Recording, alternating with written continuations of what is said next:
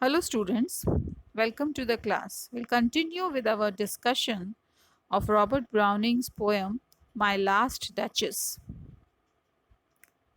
from line number 35.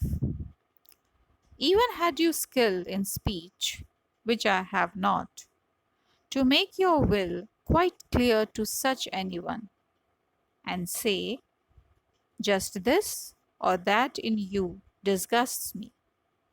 Here you miss, or there exceed the mark. And if she let herself be lessoned so, nor plainly set her wits to yours, forsooth, and made excuse, even then would be some stooping, and I choose never to stoop. Oh, sir, she smiled. No doubt, whenever I passed her, but who passed without much the same smile? This grew. I gave commands. Then all smiles stopped together. There she stands, as if alive. Will it please you rise? We will meet the company below then.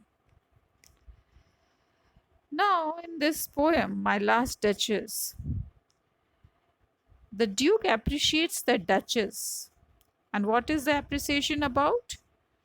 The Duchess' appreciation of everything that she saw was displeased by the Duke himself. Duke did not like Duchess appreciating so many things in the world. The Duchess was of a generous disposition.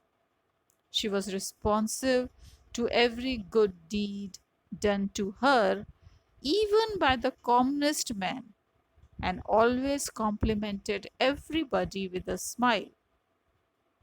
The ancestral pride of the Duke received a severe jolt at her putting him at par with common people. The possessive husband wanted exclusively to own her smile. He thought it below his dignity to correct the lady because it would have meant coming down a little from his wonted dignity. The Duke says that he does not have the skill in speech, the power to talk impressively. However, he makes it clear that even if he had possessed that skill in speech, he would never have told her that he did not like certain aspects of her character and manners. He would never have told her what things in her manners roused his indignation, where she failed in her appreciation, where she exaggerated a thing's worth. He would not have stooped so low as to tutor her, even if she had clearly allowed her judgment to be governed or ruled by his judgment and changed her opinions and manners.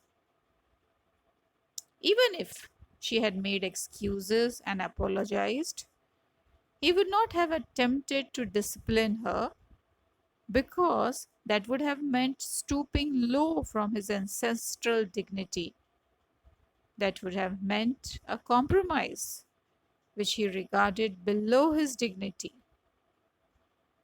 The Duke tells the envoy that she, of course, smiled whenever he passed by, but her smiles were not for him exclusively.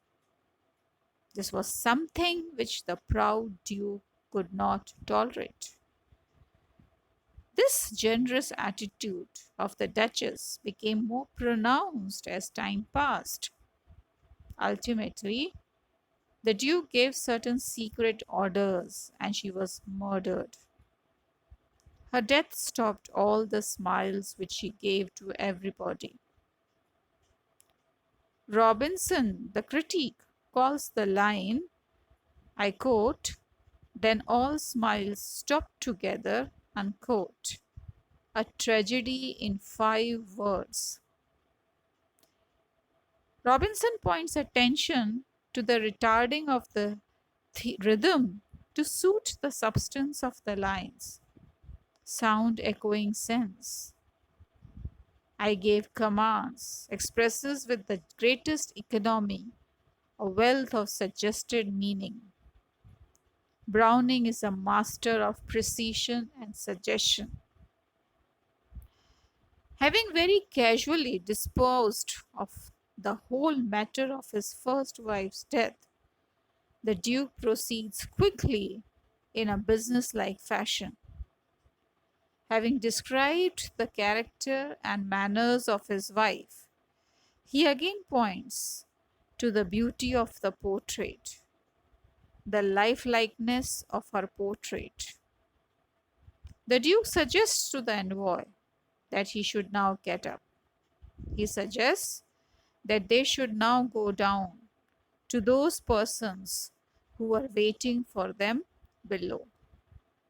We will complete the poem in our next lecture.